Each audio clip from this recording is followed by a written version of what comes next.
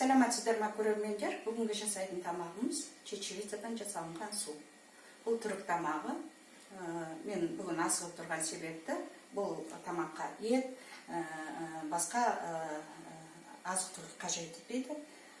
Сондықтан тез жасалатын тамақ болғандықтан мен қазір осы асты әзірлегелі отырмын. Керекті заттар: пияз, бір тал картоп, қосылатын паприка, қызыл бұрыш, қара бұрыш, құрқыма, имбир және тұз.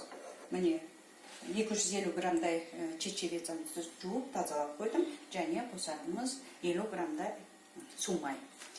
Қазір мен пиязымды турайын.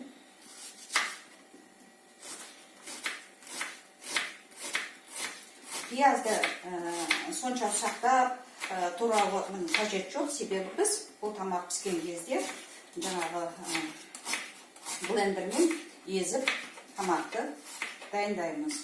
Міне мен пиязым дайын болды. Қазір майымды құямын. Пиязымды ортасынан бір бөліп жесем де болады.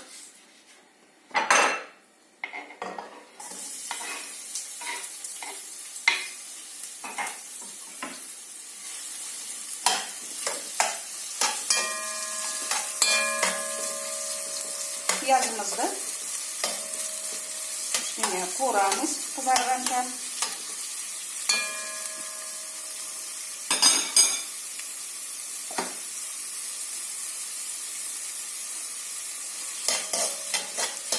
Piyazımız eline kızarmaydı. Sargış bolganca degенім ғой. Опа, қуырылып жатқанда біз картошкамызды турап тастасақ болады.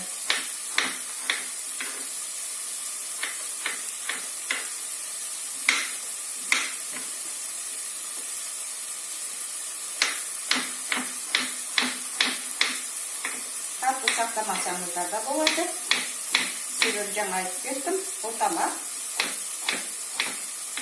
блендермен езіледі.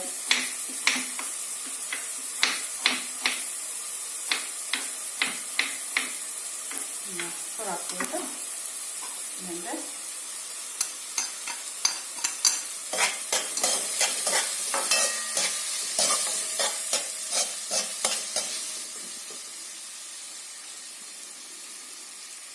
тұзымызды саламыз.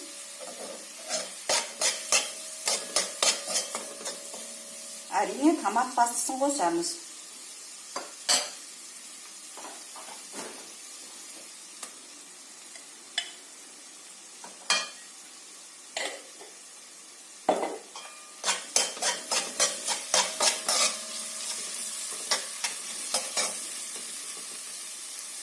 Мен жаңа айтып кеттім, чечевицаны мен жуып, сорғытып қойдым. Міне мынандай сорғыш мен магнумнан алдым. Өте күріш жуғанға да мына жақтан тесіктері бар, су ағып тұрады. Өте ыңғайлы. Магнумнан алуларыңызға болады. Басқа да магазиндерде бар шығар, дүкендерде міне. Өте ыңғайлы.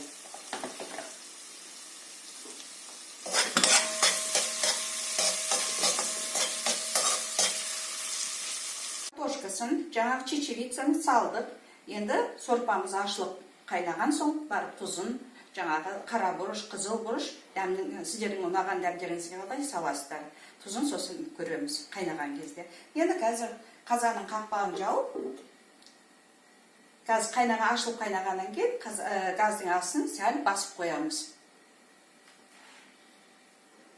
Супымыз пісті. Қазанды астын газды өшірдік. Енді қазір мына погружной блендермен тамағымызды еземіз. Асымыз әзір болды. Енді міне лимонды кесіп дайындап қойдық. Енді дәмін кіргізу үшін лимонды супқа салуларыңызға болады. Әркім өзінің ұнағанша, қанша қалауы бойынша салуларына болады. Онан соң осы асты әзірлеңіздер. Өте оңай, тез пісетін ас.